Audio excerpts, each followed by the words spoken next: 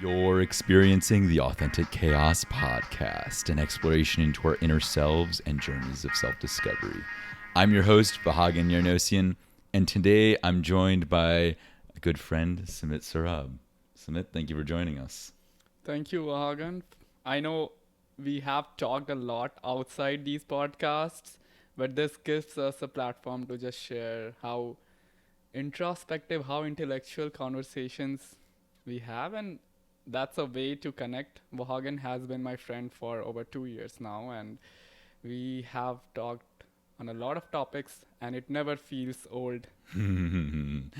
Yeah, we always have like interesting things to talk about because I think we both approach the world in like kind of our unique way, but also like similar enough ways that we have a lot of things in common, even if some of our like our views may differ enough to have like interesting discussions around. I really loved how we respect each other, the point of view. At many points we differ, but the good thing is like we just respect each other's point and just learn from it. That's the most important thing. Oh yeah. Respect is key. Respect is key. The important thing is if you ever get into discussions with people is to be able to separate the person from the idea. Many people can have many ideas. Some ideas don't even originate from that person. It's just an idea that they hold, and it's okay. Ideas can easily change, but we have to look past that when we're getting to I know love people. that. Yeah. This Uh, is one thing which makes me love Vahagan more and more. oh, thank you, Sumit. I appreciate that. And the original listeners of the podcast will recognize that, like, Sumit was my very first guest on my podcast back when we were audio only. The OG gang. Yeah, yeah. So it's so good having you again. I know you have a super busy schedule, so I'm grateful that we were able to make some time to make this happen. I'm so glad I'm here. So what's been exciting you lately? Yeah, it's been a long few months since we saw each other, and I would say I've been exploring my life more than what I was doing before. So that means what do I like, what do I dislike, where do I want to see my life to go. So for me, showing myself out in the world, being making a community of people and learning from each other and learning about how they conduct their life is super important. So that brings me to trying new creative forms, for example, dancing, improv comedy, and I started this new game, pickleball. I joined this athletic club where I get to meet people uh, who are in their 50s, 60s. There's this guy I play pickleball with. He's 74, and I just talked to him that, hey, what's the secret to your fitness at even at this age? And he said that we have been doing this for our entire life, and his wife actually plays with her, and I also play with them. And this he said that among all the things, I had a good marriage. So when you go to these things, places, and then when you talk to these people, you just learn things which can give you a direction in your life.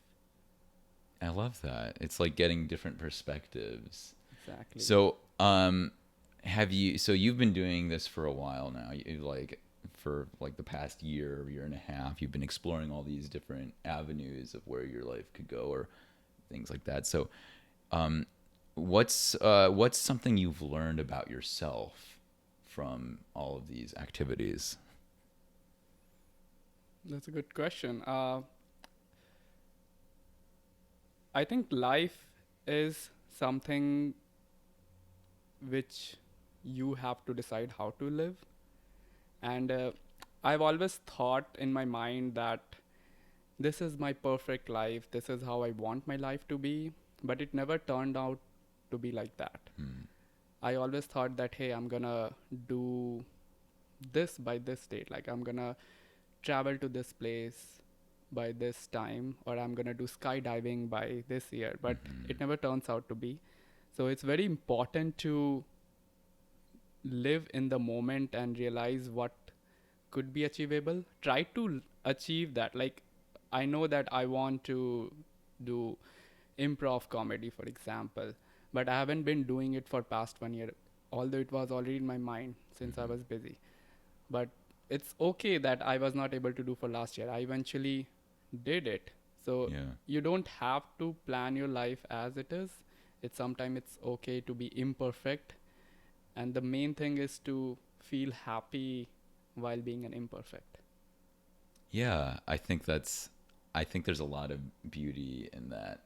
There's this idea of, so first I was thinking about like how maybe you're governing your life with expectations. Like, and I had a very similar situation. Like when I was earlier in my 20s, I had basically my whole life planned out for me. Like I knew exactly what I wanted to do. I kind of knew where I was going to live and like what kind of like life I wanted for myself.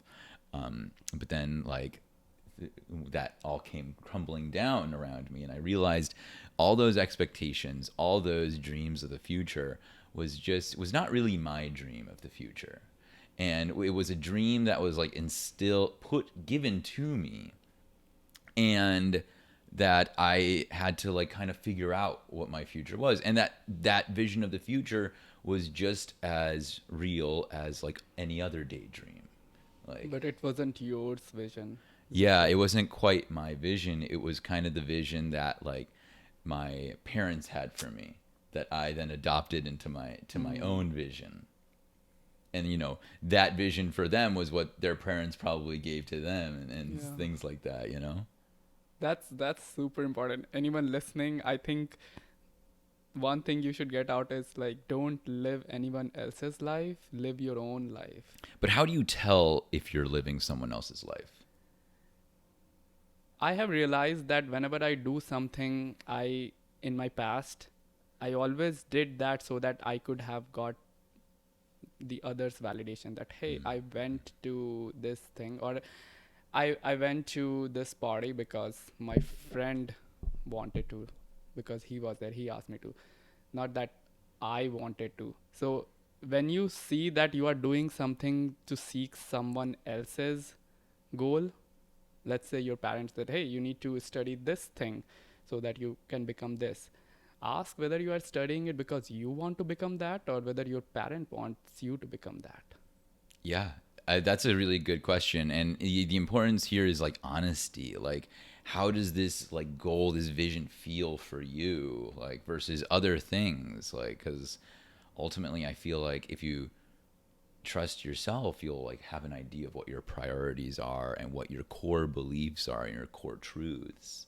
Mm-hmm. And like maybe it requires some like, and this is a practice I do every now and then. I like try to reflect on what are my priorities in life? What are the things that I feel like I want to have? And are those things that are actually core of me? Or are those things I want for another reason that maybe isn't authentic to me? Like, do I want to have like a fancy car because it'll provide me happiness? Or is it because I want other people to think like, oh, I'm like a cool, well-off guy, right? Like, do I want to have like do I want to travel the world because I actually care about like other cultures, or because I want all the Instagram shots Yeah. and like people to know that I live a fun life, right? And like that's a reckoning I've had like over the course of several years, that like slowly, little by little, I've been noticing like I when I travel, for instance, I don't really care much for like I don't usually do a lot of Instagram photos when I'm like traveling or living my life, right? Mm-hmm. And this is something that people have like told me about, and like something I've recognized within myself, that like when I'm living in because like when I'm living in the moment, I don't find the need of capturing it in a photo or a video, because for me the moment is more than the scene in front of you, the things that you can see with your eyes or hear with your ears. The moment is like the people, the moment is the occasion, it's the context that you can't really capture. And the moment you try to capture it, it's a lot different than the actual how the actual moment felt for you. They're the emotions that maybe that we can't capture and can't really express easily to people. And maybe one day we'll be able to do that. Maybe one day Instagram will have an ability to like share the emotion behind the scene. Oh, I would love But that. like we don't even know how to communicate emotions through like words very well. Yeah. Yeah. That's one thing you mentioned, that some people just try to show off their life, and they, instead of enjoying the moment, they just like, oh, I need to find the best shot or picture so that I can show it to other people. I think that's important, that you first be in the moment. But this is where I have a different opinion Yeah, than okay. Vahagan. I would love to And hear it. yeah, that's why we are here. So some people do take these, like, instead of being in the moment, make they try to get capture that moment and like share it with the world. I would say that you can do that. There's no harm in doing that. There's no harm in like showing off to other people, but you have to know why you are doing it. Some people do it for wrong reasons. For example, seeking validation, Yeah. that only if someone sees it and then validates me that, hey, you are going to a cool place, you have a fabulous life, and that gives you the dopamine effect, that's for the wrong reason. But if you are sharing it because I want to capture this moment so that when I am like 60 years old, I can go back and see, oh, hey, I think I look good. Like I went to this places, or hey, I care about my family, my mom. She needs to know what I'm doing, so I need to share this with my mom. So let me click that so that when I talk to her, we have good memories to talk about. So see, the reason here are different. Like Yeah. I want to share it, I want to click it, I want to, instead of being in the moment, I want to capture it because I want to look back into it, or I want to share it with the right person so that I can share my memories, not because I want my mom to validate me or my friends to validate me. I think that's fair. I would ask, how many of the things that you take photos of do you think are like such like core memories to you that like it is something you will share and you will like feel the same thing you felt when you were there? I to be honest, I'm a very photogenic person. If you go to my Instagram, He's very photogenic. you'd You see a take very excellent photos. but I would say whenever I take those photos and it's in my profile or on my camera backlog, it just pops up every now and then. You have seen the iPhones like Yeah, yeah. memories feature, and when I see those, I'm just taken back to that moment, and I just feel that moment when I see that picture, Yeah. and that gives me the happiness. So let's say today I'm having a bad day, I'm not traveling for next 1 or 2 months, and travel has been a part of my life.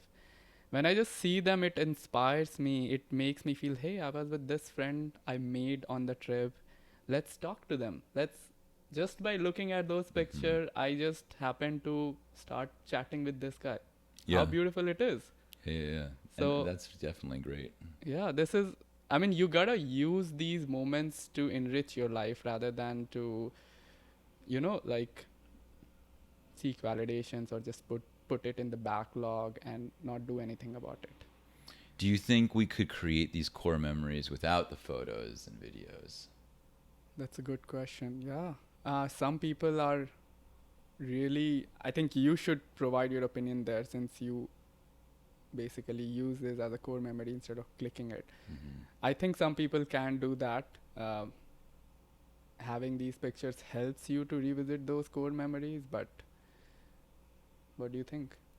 So what I found that helps me is like, because I have very vivid memories of things I never like took photos of.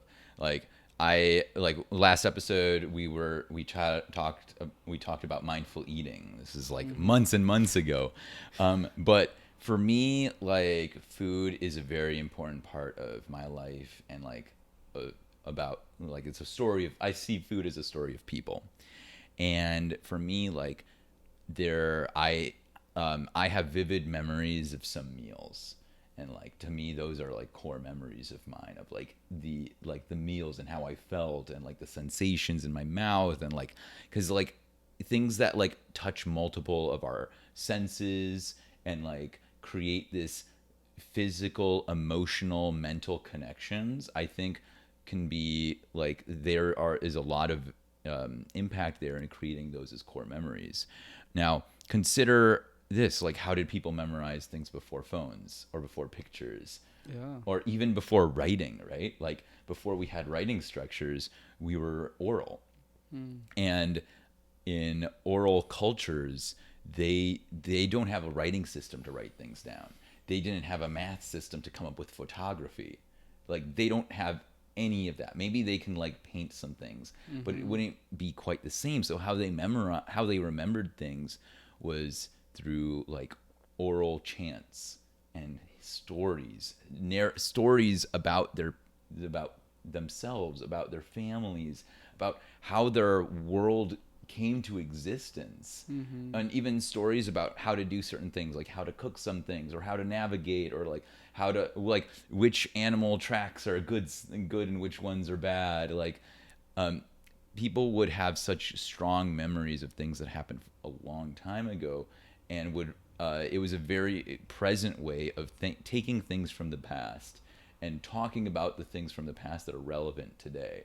So it's like you're constantly thinking of the past, but you're also using the past to focus on the present. And where I think that phones and photos and videos rob us is the ability to make these core memories more often. When I make a core memory, I am committing fully to be present in this situation. I am using as many of my senses as I can. I'm feeling my sensations in my body and my mind and my emotions as I'm engaging in this. When I'm like paddleboarding, for instance, I feel like the movement of the water under my feet. I feel like the warmth of the sun like grazing my skin and like providing it that like warm glow, and then the cool water under me like cooling me off and like refreshing my body and like sensing, like tickling my nervous system, you know, because they say like cold water baths are like good for you, just a little splash. And like just that elation, I get like an elation when I'm on the water, and just like it's hard for me to not smile because it's like it just feels so right and so good. And like that's something that I can take photos when I'm on the water, but it doesn't capture any of that feeling. I love that. The way you were describing that moment, I felt like I was there. I'm there. So, My girlfriend talks all the time that like I always paint very vivid pictures with my words, and uh, you know, that's something I've actually reflected on. That like I am very keen on storytelling. For me, like storytelling is how my mind like organizes information. Because a lot of times when I want to share an idea with someone, I've got to provide context. And so, and I'll provide an example. Yesterday, Chiri and I were like hanging out, my girlfriend, and she is like, "I've got a question for you," and I was like, "Oh, what is it?" And she's like, "Oh, not yet. I've got to wait for the right moment." And of course, she waited until we got super high. okay. And then she put the phone in my face and she asked me the question I'm going to ask you right now, right at this very moment. How often do you think about the Holy Roman Empire? Oh, a very deep question. How did you answer? I'm asking you. Okay. First of all, I'm not high, so I still No, know. we're all sober here.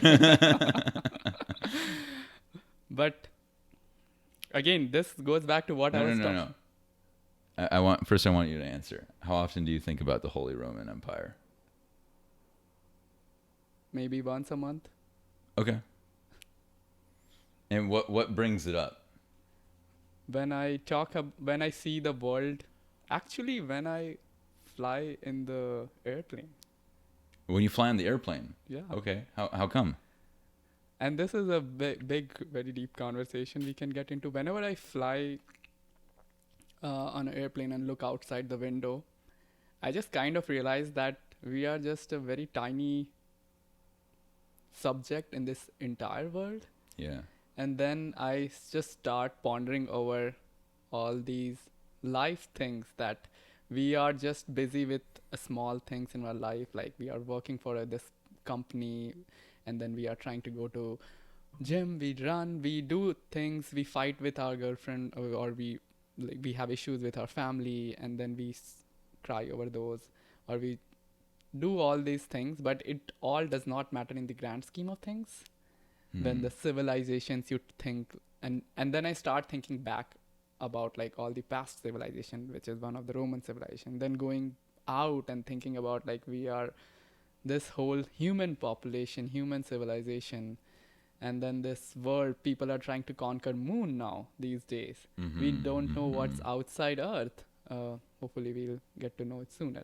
So that's how I kind of think that we are very small puzzle, a small cog in this whole puzzle, and then that's where you have to find a peace with yourself, that whatever you do should impact you. You should be the one to care about it, because this whole civilization is very big. It's not gonna impact human civilization or this world in a very big manner. So you should not like fuss over like small things, that oh shit, I missed my class, or I spilled a coffee. I don't need to cry over those, because it's just doesn't So like matter. in the greater context, Greater, it doesn't yeah. matter. But at the same point, like, does that mean that none of your suffering matters? To me it matters. Yeah. So for we think that we are suffering and we should expect other person to take that burden. So we expect that, oh, my family should be there to support me. I'm not saying they should not be, but Yeah, we appreciate community support here. yeah, but I think you have to realize this first, that you have to be the one to feel that suffering and then take responsibility, or make sure that you are the one who takes care of yourself first. So why did you feel suffering in the first place? Because it's on to you to feel happy, sad. If let's say your family member was not there, or maybe you're alone, and then you are seeking someone to help you out, uh, you need to first understand that what you need help with, and can you help yourself, like could I have taken care of myself in a better way, or things like that. Do you have an example in your life of like a suffering that you had that you that these insights helped you with?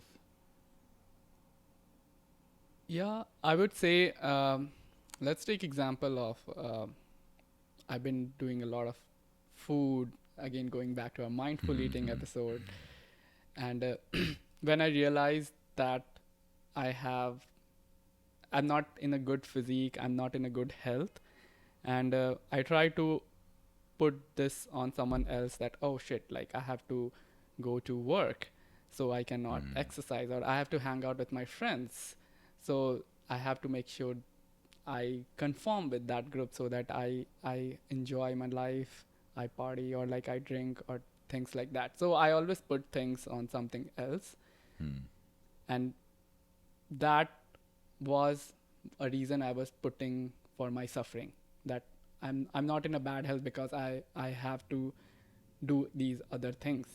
But is that true? When I realized maybe not. Like I could say no to my friends, that hey, I don't want to hang out, or I don't want to drink, or I don't want to eat something which is not good for me, or for my health. So it's always up to you to decide your suffering, like whether you want to be that suffering. So I said no to a lot of things. If I remember last year, like when I was working on my transformation, uh, I went to Thanksgiving party just because I want to hang out with them, not because I want to drink, or I want to like eat a lot of food. I said no to all those foods over there. I just ate what was important for me at that point in time. So you have to find the right reasons to do something, and even for you in this case, if you have a suffering, make sure that you are taking responsibility of the decisions. And always you should have people around yourself. I had like lots of my friends who supported that, oh yeah, we respect your decision. So you should have the right set of people around you who can respect your boundaries, your decisions, and help you get over those sufferings. Yeah. I think there's an important element here that you talked about toward the end of like having leveraging more than just yourself. Like you can take responsibility, but you can recognize that maybe it'll require more than just you to help you out with Yeah. your suffering in this case. Like in this case, you use your community support. Your friends were willing to create an environment that was better conducive toward your goals Yeah. and what you were trying to do. So like if they didn't do that, maybe it would have been harder. If your friends were always like, "Yo, let's go get drunk," and then you'd be like, "Well, I mean, I can't hang out because like I don't want to do that." Like, so yeah, that's a super important aspect, and I think also shows that like sometimes your suffering isn't your responsibility. Sometimes it's unfortunately the exploitation that you face. Like, for instance, in our last episode with Tessa, we talked about food insecurity and how food insecurity and financial insecurity in the US actually is very strongly correlated with higher rates of obesity because a lot of the food that is cheap to buy at the grocery store is the food that's actually really bad for you and is like high in calories, like very like high in like highly processed foods, which we now know. I read an article the other day that our consumption of like ultra processed foods and ultra processed foods with fake sweeteners is correlated with depression. And this was a study on like 32,000 people, like over 4 years. So like, and maybe it's just like kind of preliminary, but like we're just learning now that like the diets that have been created for us that we had no say in, right? Like not many people like have the land to like grow their own food. And if you're poor or like you're hungry, you don't care. You just need calories. You don't care about what the nutrition is. You don't care about the other effects. You're just focusing on surviving day to day. So I think in that example, you can't just say like, oh, this is my fault because I'm eating poorly. Literally, you have no choice. Exactly. I mean, that's the sad part of the world we live in and the society we have built, like capitalism, where Yeah. the ultra processed food is cheaper than the raw food because the raw food takes a lot of effort to keep it in the state they were there. And Well, it's also subsidies. It's also like artificially cheaper. Like in the ultra processed foods, instead of using cane sugar, they're using high fructose corn syrup, which corn is subsidized in this country, so it's very cheap to make, and it's very easy to make highly like sugary things very cheaply. And we know that like the more sugar we add to things, the more like people want to buy Yeah. it because it gives us like that dopamine rush in our Exactly. minds. So like literally it's the system exploiting our like insecurities and like these like weaknesses and vulnerabilities in our mind in our brain chemistry to exploit us. Yeah, I totally agree. I mean, I have been like reading food labels and studying it a lot. Yeah. For example, if you see any of the chips packet, there are good chips, there are bad chips. And if you see the ingredient list, if there is like a thing called MSG, monosodium glutamate, the whole purpose of that ingredient is for you to get addicted to the food.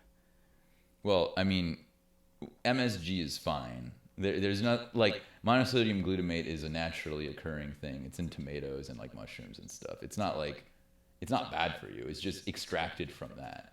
That's the point. Like people extract or industries extract it from natural food and Right. put it into some unnatural food which is not good for you. Like I haven't seen anyone getting addicted to tomatoes. I don't know if you have. I don't know.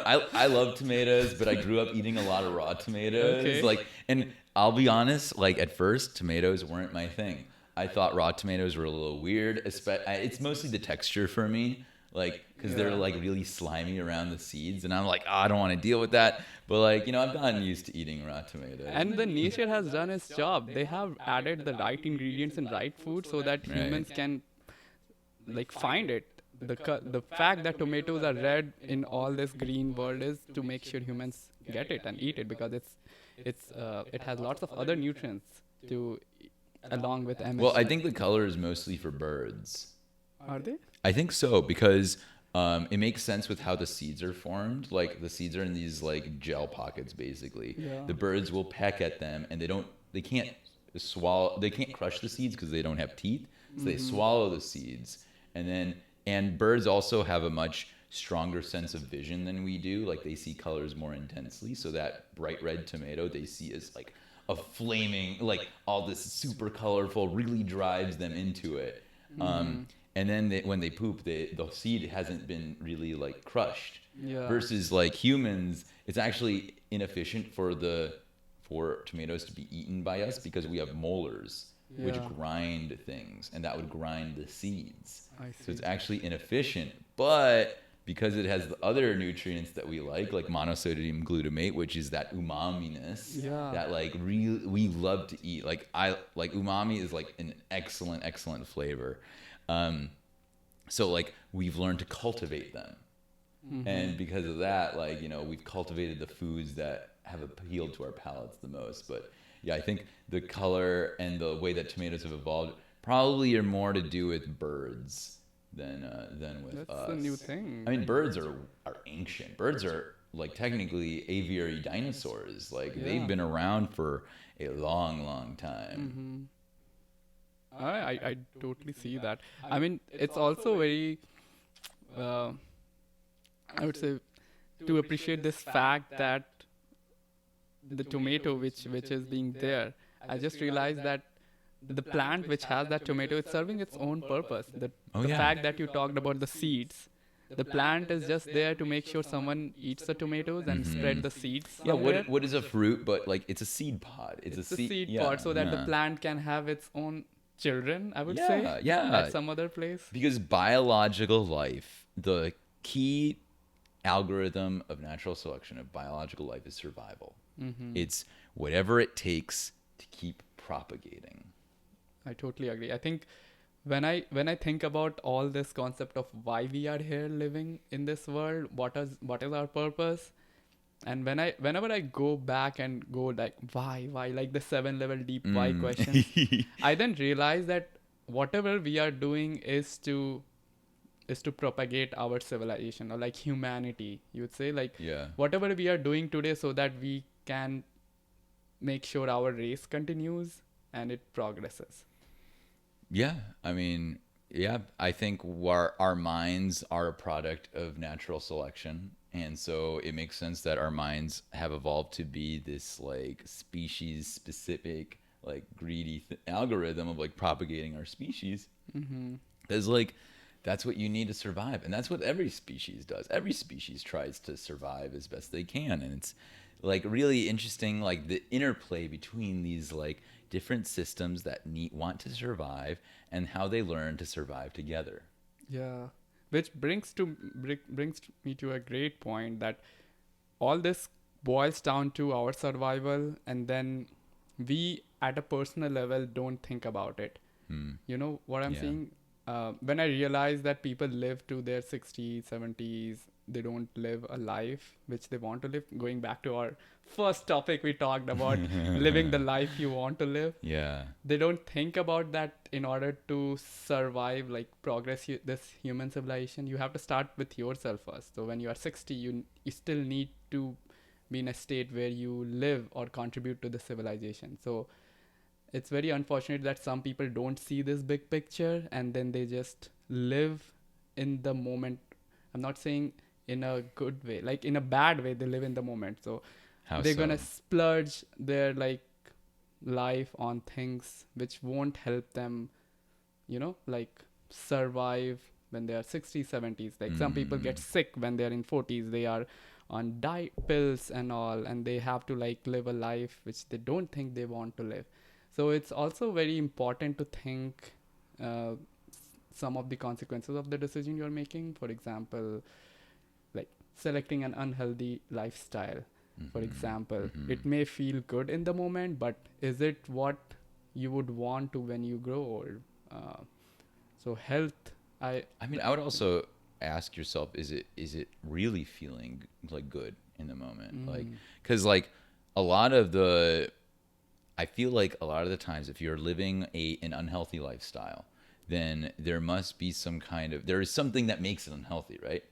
Like there's a reason why we call it unhealthy. So like maybe you're eating a lot of sugars and like fats, and like your stomach is hurting a lot. Or maybe like you're lying on the couch all day and like your hips and your back ache. Like this is like your body telling you in the moment, like, hey, something is off here. Like maybe this isn't the right thing for you. Like unhealthy means it's literally not good for our bodies, right? Or our minds.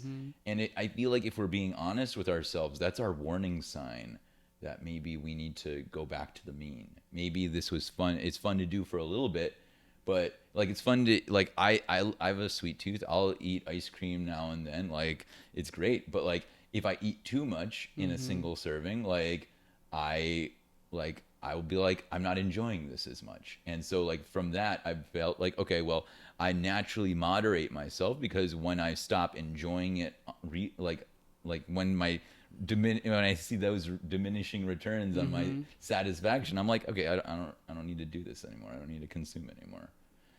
Yeah, I totally agree there, especially about the point of listening to your body, because I have done the both extremes. If I Really? talk about my life, so Yeah. one extreme is where you are very much onto unhealthy food, like processed food. I've been eating lots of sugars, and on the other extreme, I have been where I have like fasted for 48 hours, Oh my and I have gosh. been on a diet which is keto, like 20 Yeah. gram carbohydrates for like extended period of time Which every is day, so hard to which is very do. hard to do. Yeah. And That's like eating a fruit. not even a fruit, if you find like they have like more than 20 gram of sugar, like Oh, sure. carbohydrates. I'm Yeah. talking about carbohydrates, Yeah, not yeah. just sugar, Not just sugars. with fiber and everything included. Yeah. So I've been on both types of diets, and I realized that you have to really listen to your body, because even though when I was on a very processed food diet, sugars and all, and then I had like this bad uh, gastro issue. GI, yeah, GI GI issue. I have to see a Yep. doctor. I have to like get bedridden for a month, or Oh shit. like I have to stop eating foods and all. And then that's where my transformation into health started. And then Yeah. I took it to another extreme where I was like fasting. I was not eating. I was on ketosis, which is in a, I don't know if you guys know the number, but there is a range. I don't know it too well. I don't. So there's a range for ketosis. Ketosis is basically a process where your body starts burning fats actively instead of carbohydrates. So basically, when you eat all this sugar food, that's the first energy source that's your body burns. But if you can also train your body to burn fat, which is Yeah. available all across your body, and that's the liver does that. It produces ketones. So to measure how much ketones are producing, you need to use a blood sugar and ketones level. So I measured that, and the range was it's from 0 to 25, and below 7 it's when your ketosis starts, and when it's below 2 or 1.5, it means you are in a high. It can only be achieved in a state under doctor supervision, Oh my god. and I was able to go to 0.3 What? Like on your own? on my own. Is that healthy? It is healthy that safe? if you know what you are doing. Okay. So I read a lot of articles. I knew how to get into that and get out of that. It's very Yeah. important to know the pre and the post of that. You should not do it just because you want to do it. You need to, otherwise you can It sounds like you could really hurt yourself. you can hurt you. You can die. Some people have Oh my died God. doing that. So I wouldn't suggest anyone without. But I have talked to a lot of doctors. I have listened to a lot of people, so I knew what I was doing. But it basically, my body was in a state where I felt that like this is not a sustainable long-term thing. Yeah. So you should find a right balance. So that's where I dialed it down. I don't do it often. I only do it like earlier. I used to do it once a month. Sometimes like Like the 0.3? like 48 hours fasting. I Okay, would okay, say okay. sometimes I go. That was the extremist I went to. Otherwise, Yeah, yeah. now if I do it, I will only go to like the normal healthy range of ketosis, which is between 3 and 5, which is good for treating diabetes, cancer. That's the range where your body starts killing your cancer cells and But diabetic is cells. that like is that well known, or is that like actual like It's a scientific scientific research, research, yeah. or is it Your just body like starts eating your because you don't have any energy source, so what your oh, so body, you're consuming yourself? yeah, my man, your body is like super smartest thing. No robot, nothing in this world is as smart as your body. It knows Yeah. how to survive. Going back to that whole point of survival, your body knows how to survive. So if it doesn't have the right fuel, it will start attacking the things which it doesn't want, which includes the cancer cells and all. Well, I mean, I would think that it's consuming the cancer cells because it's just trying to consume everything at that point. Like it's just burning whatever it can for resources. It is like Because if the body could really determine cancer cells, then wouldn't like our white blood cells like be able to like it's address it? hard. It's hard. Yeah, You it's have to hard. put your body into under stress. Otherwise, when you have carbohydrates in the body, which is readily available in your bloodstream, why would it go and find cancer cells when your body knows that it's readily available in your blood? It will just pick it as But like it doesn't. But also like humans have developed like we evolved from like apes or from yeah that we're eating like berries and like roots and nuts and stuff like that, things that are like very high in carbohydrates, like so I don't know if it's like a natural thing necessarily. If it was a natural thing, why wouldn't the body like handle cancers like in its normal Do state? you know why all these early humans were like so healthy and they did not have like all these diseases?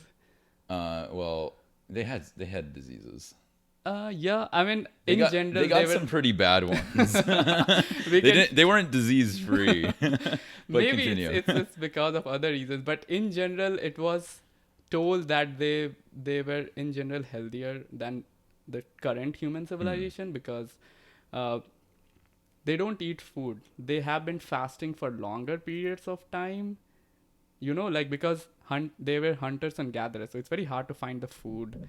They have to make sure they hunt and then Well, get the food. they were actually more. I mean, they're likely more of like how early human are we talking? Early human where they don't have anything, like they started fires. Okay, I'm talking about so those. like in that case, like they were probably more gatherers than hunters. I would say both hunters and gatherers. I think No? it's more. I think it's likely more gatherers than Okay. hunters, though, because think of how like the what it means to be a hunter. You are putting your life at risk Mm-hmm. for this highly calorie rich diet, but like you could die on the hunt, Yeah. and because of that, and I think there's evidence of this in like how our guts have formed, like our gut microbiome, like we can't consume red meat, for instance, at the rate that most Americans or most people this generation like consume meat. Like Mm-hmm. people get like cancers of like in the digestive tract in their colon because they're eating so much red meat, and Mm-hmm. our bodies just don't know how to process it at that rate because it was a very rare thing. Mm-hmm.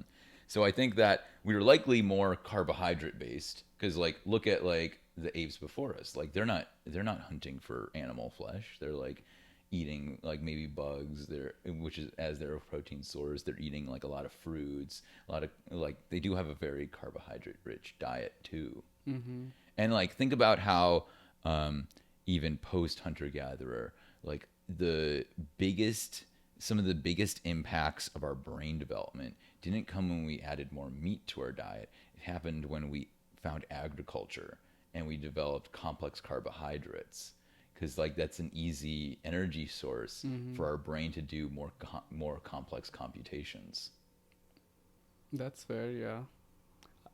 I mean, yeah, those totally make sense. Um, but what I was coming to the point of like the reason I talked about fasting was, and that it treats those cancer cells Hmm. and your body is super smart. That came from like an analogy with like the early humans where they don't eat for a longer time because Mm.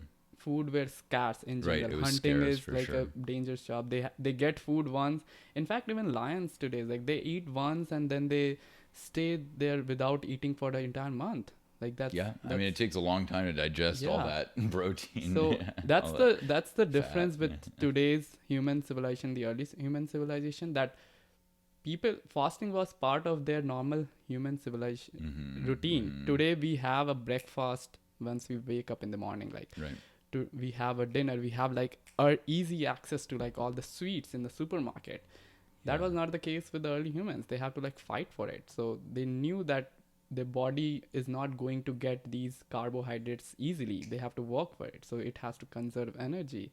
Mm-hmm. And that's why I say like healthy fasting should be like a very important integral part of anyone's life. In fact, many Harvard professors and there are many people who have reversed aging or in the process of reversing aging, who say that skipping breakfast or like making sure you give your body time to heal, because if you are always eating food, your body is busy processing food. It's not busy Sure. healing your cells or other things.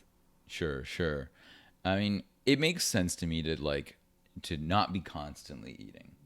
And I think like our body even sends us signals that it doesn't want to constantly eat, right? Yeah. Like, and I think a lot of overeating when you're not like in a food scarce situation comes from like when we're not paying attention to our bodies. Because sometimes I came to a revelation a few weeks ago that many of us are foreign to our own bodies. Like we don't really understand how our bodies work or what our body signals mean.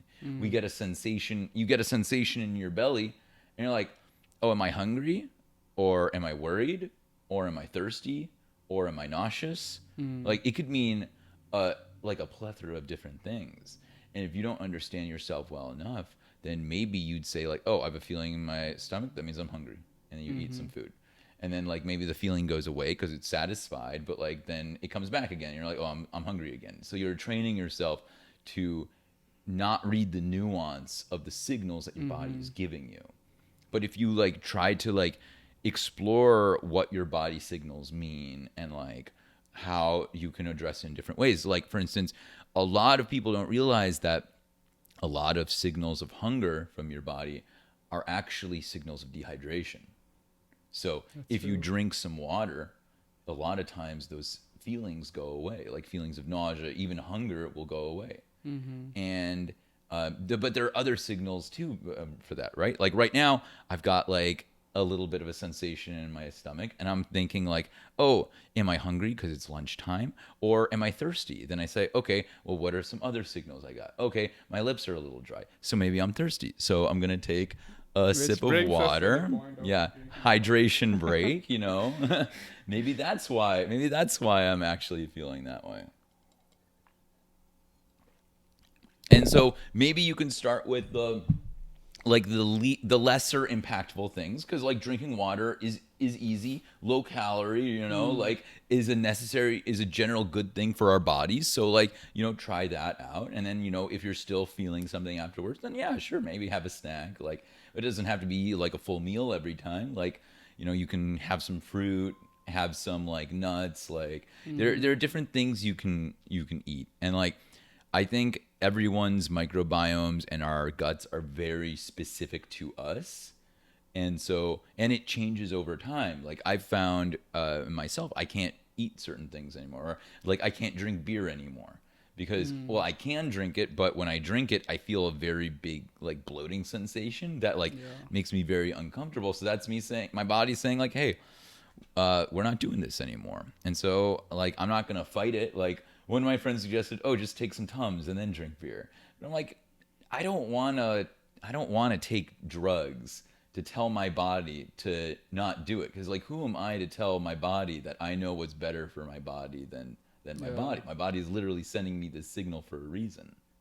I totally agree. And this goes back to our point of living your life, not living someone else's life. In this Yeah. case, a society's life, that you have to have breakfast at this time. Or no, like if your body doesn't need food, don't eat. You'd have to Oh listen to yeah. your body. I mean, I kind of figured out I'm lactose intolerant just because I listened to my gut that, Mm-hmm. oh, whenever I drink milk, this doesn't feel good among all the things. Or if I eat something which is rich in milk, I feel bad. So let's I listened to it, and Yeah. then I realized that this is not good, and then I dialed it back. If I would have just been listening to my palate that, oh, this tastes good, or this is this is good to me, I would not have figured it out. So listening to your body is very important. Did you find any like mental or emotional side effects when you like stop when you like listen to your body and like in this case stop drinking milk? I mean that is also another aspect of eating. Some people associate emotions with eating, which is also not healthy. For example, you feel sad or you feel lonely or bored, Mm-hmm. and then you think that food can change those emotions. Like they use food to change those emotions, which is unhealthy in itself, because you're not listening to your body, like whether it's need food. You're listening to your senses, like your mind, that okay, I'm feeling bored, so maybe eating food can take me out of that state, instead of like body saying that, oh, do you actually need food? Well, I think it could be. I think this is actually a good example of what I was saying about how we misinterpret our body's signals because we don't understand our body. Mm. Um, I was talking to like one of my therapists, like a long time ago, about how, because like whenever I would get vulnerable, I would feel like a sensation in my gut, like my gut had just been punched, like I had just lost the wind, Yeah. wind taken out of me, right? And I was like, what is that coming from? And there's this well-known research that like we store a lot of feeling, like a lot of emotions as physiological effects. And a lot of that is Mm-hmm. stored in the gut when we're children. And so in the same way that I said, like, oh, sometimes you get a weird sensation in your gut and you're like, okay, that's hunger. I feel like sometimes when you can get that way when you're feeling like sad or like angry or something like that. That's why a lot of people will sad eat, because they do feel a sensation when they're sad, and so they attribute that sensation to hunger. So when they get into that, and then they get into this loop where because they're maybe not eating properly or overeating, they're like it's affecting their mentality. So they're maybe more sad more often. So Mm-hmm. then they're eating more often because they're feeling that signal, and it creates this like vicious feedback loop that like becomes hard to break. And I think that's just further evidence for my posture, my theory that like we don't know our bodies. We are aliens to our own bodies. And if we really want to live healthier lives and live our own lives, we kind of have to one accept that we don't know our bodies, and then try to be aware of them and try to like really listen to them and feel for them and try to follow what they're trying to tell us. Mm. I was just reminded of this thing. We call our gut as the second brain, right? Like think from Oh your yeah. gut. There's this Hmm. these sayings that, oh, my gut is saying not to do this, Gut not gut feeling, gut feeling. instinct. Yeah. Yeah. The, Do you know why that is? I have my I think I've read that gut is the second brain because it's directly connected to your spinal cord. It actually has a whole different nervous system. Yeah. Like it's not even like the second brain. I would argue that the gut is the first brain, Oh, I love that. because it's actually an older system. So the enteric nervous system is like the digestive tract, and it has neurons in the digestive Yeah. lining, right? And it has similar sensations. And the reason why we feel like emotions directly related to our guts is that think about like organisms that don't have brains still consume. Organisms Mm. without central nervous systems still need a way to consume, because taking in energy is a key part of biological life, a key part of survival. So like before we had brains, we had mouths. Mm. We were able to eat things and digest things. And then eventually we came up with new modes, like legs to walk with and eyes to like see more things with, or like Mm-hmm. um and all these things. But before that we were just like maybe light sensors on a stomach. And now we're these more complex things. And the gut is so old, it predates our brain by like I don't know how many million years. um but like these two systems are basically completely foreign from each other. That would be like if part of us was a dinosaur. Man, you should be my biology teacher back in my high school. I could have used all So a these lot of lessons. my, I mean, I don't know all of the details, but like it is true that there is this nervous system in the gut, and like I find it Yeah. so fascinating learning about these things because it makes so much sense why there's so many disconnects. Because like we we're already starting off without, like, no one teaches you about your body. No one teaches you how to use your body. In fact, did you ever have, like, did your parents ever tell you, like, to finish your plate, finish your food, even when you weren't hungry? Yeah, a lot of time. I've been Yeah. like scolded, beaten just because I did not drink my milk or I didn't eat my vegetables. Yeah, right?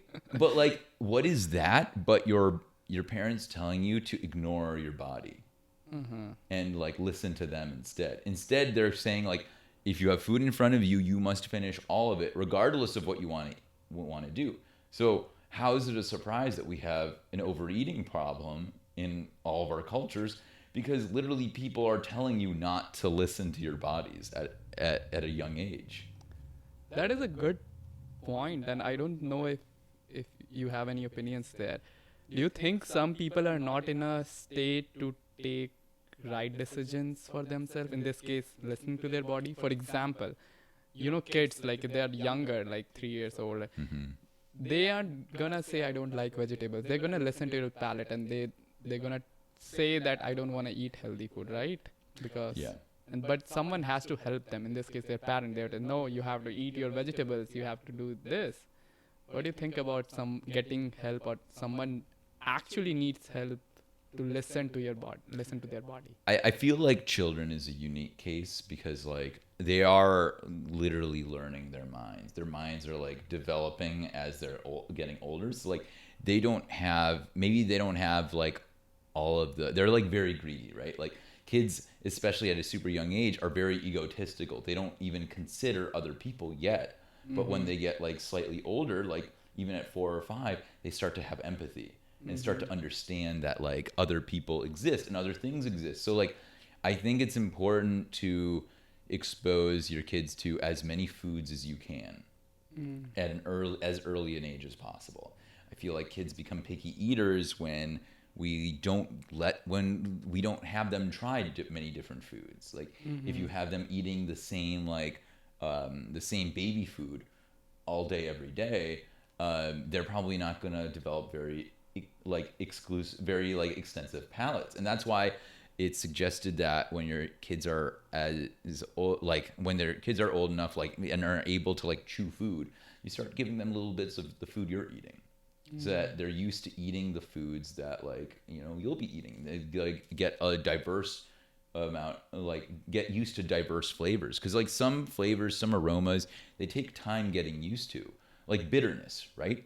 Like if you give a kid like a coffee bean or something super bitter, they're not gonna like it. They're gonna spit it out because they're gonna be like, what is this? This is gross.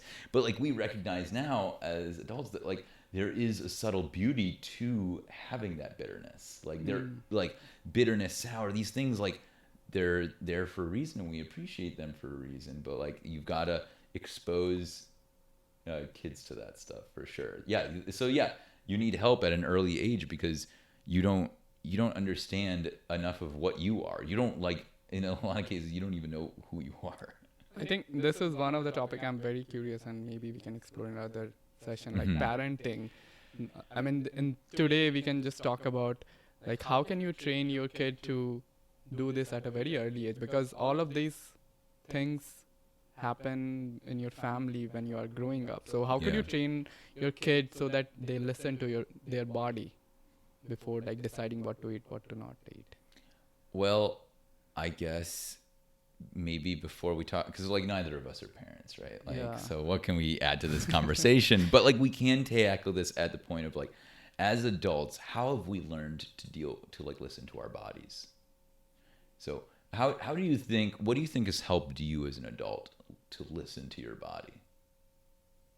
Yeah, to me, I think my life has uh, my life motto. I would say if I write my autobiography, I would write it as fail, learn, prosper. Something in Would that that be your sense. title? Yeah.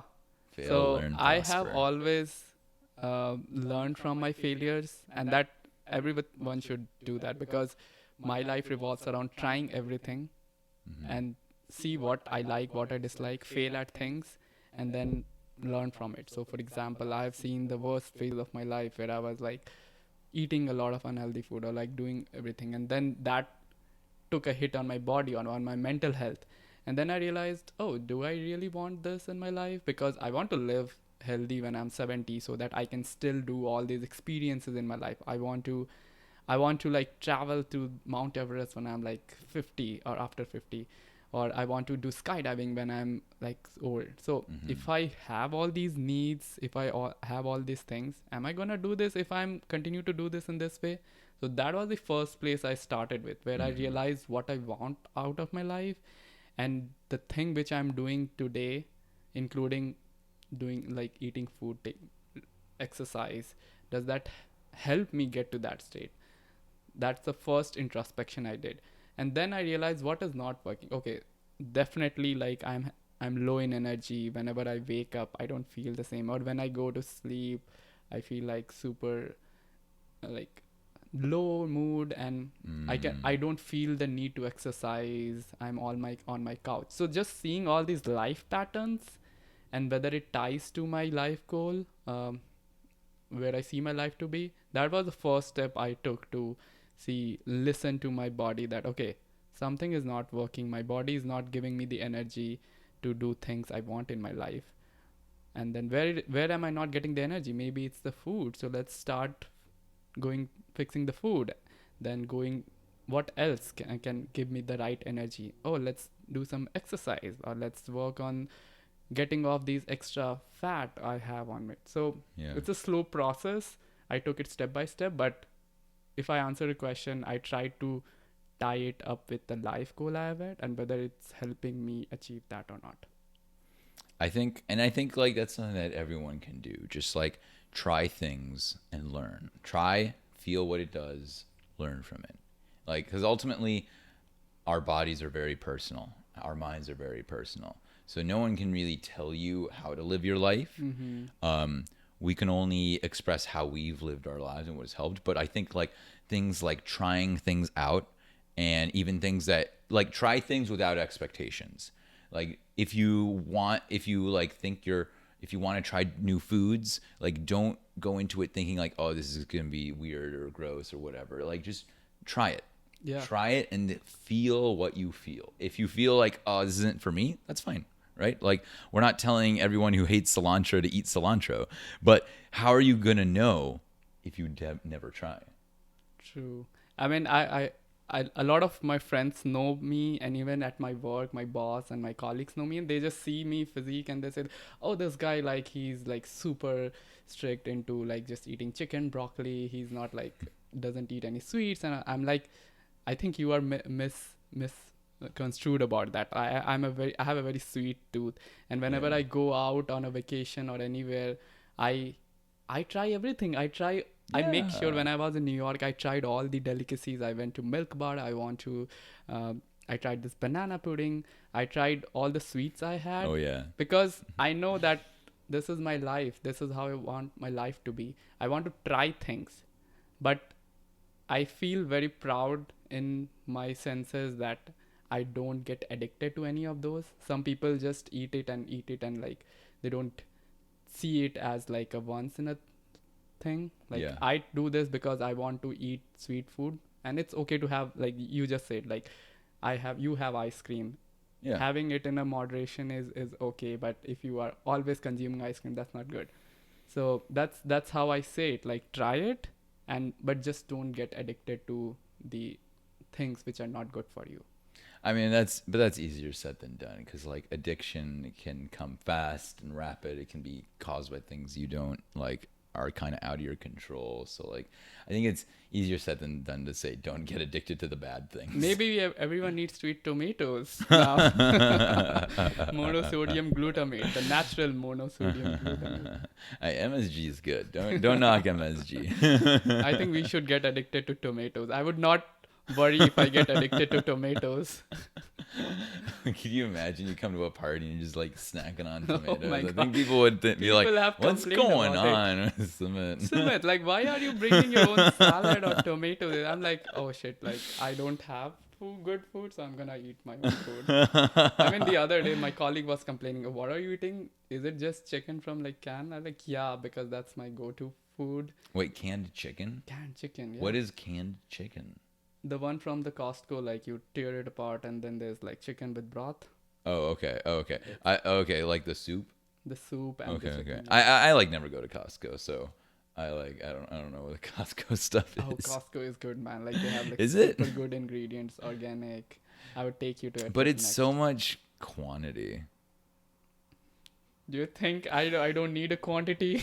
Does anyone need a quantity? Like my mom was raising like 3 kids, and even then we didn't eat all the stuff we Oh, got at yeah. Costco. I know the pain, but yeah, that's good. Yeah. So you've been making these intentional efforts to make your progress toward your life goal. Where does your life goal come from?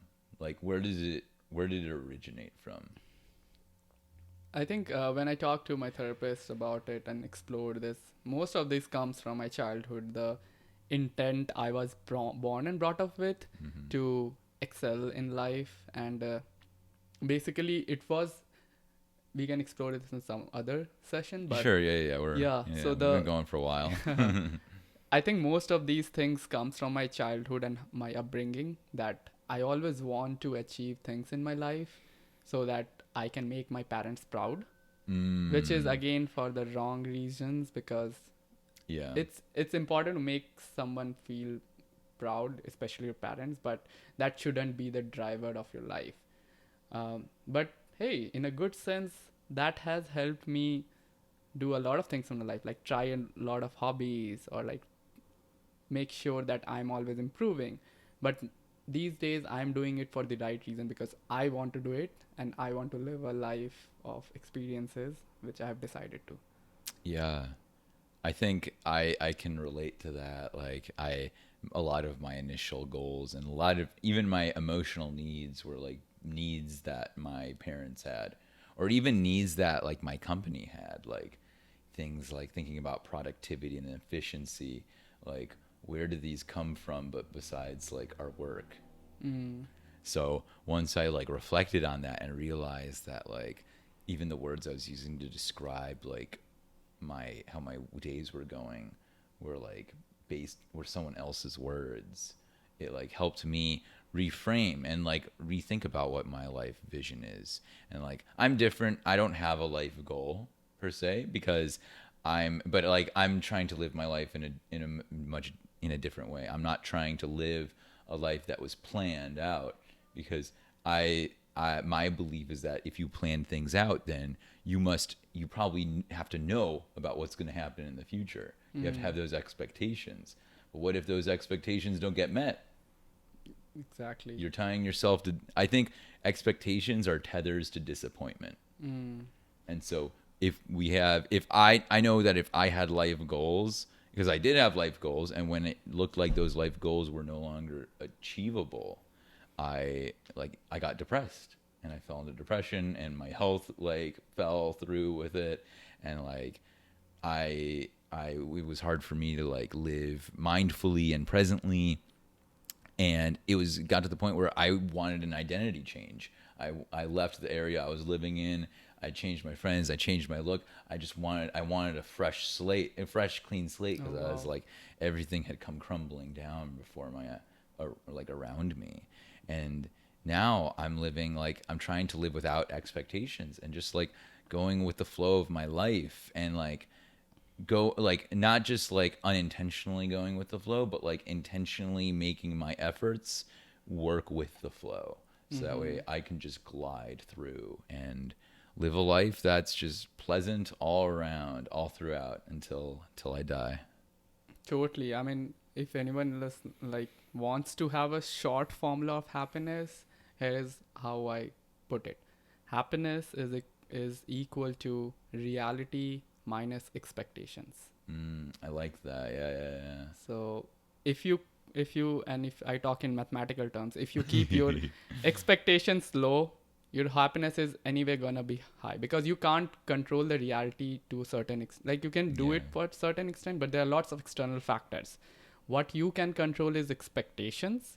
So if you keep it in a good threshold that keeps you motivated and not like super high, obviously the equation will make sure that you are happy.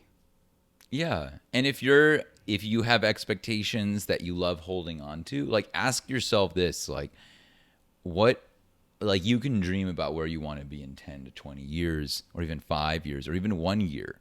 But how accurate are you at predicting your future? Could you foretell the things that happened before? I read an interesting study on where they studied people and asked them, and I'll ask you the question that they asked. How much do you think you've changed in the last 10 years? Like on a scale of 1 to 10, where 10 would be like, I've changed, I'm a completely different person, and 1 is I'm basically the same person. I would say 8 or 9. Okay. And how much do you think you're going to change in the next 10 years? If I take this as a start, I wouldn't say I would change a lot. Probably from where I am today, it would be a 1 or 2 point So increase. you think you've reached the peak. This is it. The Sumit today is going to be the Sumit 10 years from now. That's a very hard question. Again, I think myself as a lifelong learner. I know we talked about this, that I see a lot in future and you live in the moment. But I still have this thing of, and that goes back to that improv comedy, which we were supposed to talk in this podcast. No, we've been having a lovely chat. Yeah, so living in the moment is something I'm trying to actively make it part of my DNA. As I have been living a life where I was looking into the future and trying to see, oh, like I need to do this in my future. But sometimes you have to appreciate the spontaneity of things, and that's why I went on 2 trips this year without planning. I went on Mexico border without even realizing what documents you need on the border, and I only realized, oh shit, I needed a hotel booking which I did not have, and then I have Oh to book yeah, on they're the not gonna spot. just let you walk in. So sometimes it's good to just appreciate the spontaneity in the life. So that's where Yeah. I would say that I cannot give an answer to you that have I reached the peak. That's a very bold statement. I don't think So I then, have why do you reached my think you're peak. gonna change hardly any?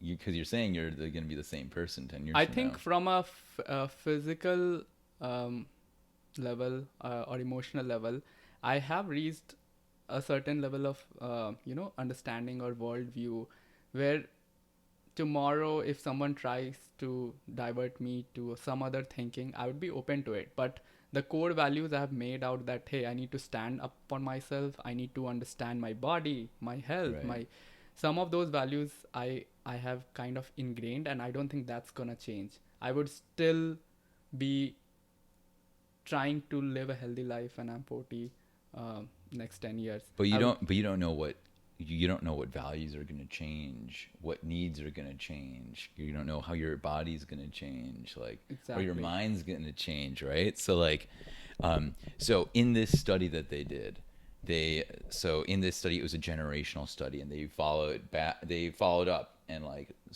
asked them again, and they're like, okay, you said 4, or like a lot of people they found actually they underestimated how much they were going to change in the next 10 years. They I think so, yeah. and it's called the end of history illusion, where sometimes we think of the past as a story that got us to where we are today, and this is it. This is the end of history. We've made it. We figured it all out. But really, today's present is tomorrow's past. If the past is just the story of how we got here today, then we are actively part of that story. So why wouldn't why wouldn't you change again, like another 8 to 9, you know? Yeah, totally. I mean, yeah, thank you for making me realize or think through that. Again, like I wouldn't have thought about this when I was 10 years back, like when I was a Yeah. 20 years old kid, that, hey, I could have been this. Maybe my 40-year old self would be saying the same. Hey, like we are doing Yeah. podcast here. Maybe you've got kids and like you found your like at being a father has like fundamentally changed you, Yeah. right? Like it's totally possible. It could, like, I could ditch my experience thing. I don't know. When I'm a father, I have a family. Yeah. Maybe you're like traveling the world as a rugged nomad with Oh a my long God. beard and long hair, like I love this podcast. I'm getting so many ideas now. Yeah, totally. Thank you so much. I'm loving this. Yeah. So, keep it open and give yourself space to be surprised by yourself. I think one thing that is going to help me in this is, or anyone is, like, being open-minded to any experiences. Like, Yeah. if you are open-minded to having family or being a nomad, as these examples, and then take what you want to do, I think that is important than whether you're going to change or not. Make sure that you are always seeking a thing which you want in your life, and open-mindedness. Yeah. Yeah. Seek what you want, feel what you want. I think Authentically. that's how you find your authentic self, your authentic chaos. Authentic, It's a yes, lot I more love it. feeling. That's Yeah. why I come to the podcast. You have You to came be to the right authentic to spot. yourself, your feelings. So we've been going for a while. Do you have any last thoughts that you'd like to say before we close out? I think most of our conversations revolve around living the life you want to live, whether it's a body thing, experience thing. So again, I'm summarizing that point, that it's very important to live the life you want to live instead of the life which someone else wants you to live, because they are important part of your life. Your friends, your family, obviously you should listen to them, that open-mindedness thing. But at the end of the day, you should be the main character in your life. You should be the hero, the main person who drives your life. Otherwise, when you are on your deathbed, are you gonna say that, hey, I did not do skydiving? Shit. I don't want to do that. Yeah. I mean, ultimately, it's your life that you're living. You're not living someone else's life. So live your life and dream your dreams. Love it. Well, thank you so much, Sumit. This is a great conversation as always. It's great to have you on, and we'll have to have you on again soon and like go into more chats. I feel like there are a lot of other conversations that we wanted to talk about.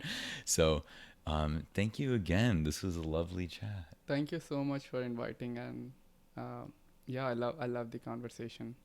And thank you so much for experiencing with us listeners. If you're watching on YouTube, Spotify, Apple, make sure to like the podcast and subscribe. Follow us on Instagram at authentic.chaos. And since we referenced our first episode a lot, I will include that in the description in case you haven't listened to it and are interested in our very first conversation about mindful eating, which was a really great conversation, I thought. Thank you so much again. And as always, embrace your chaos with kindness.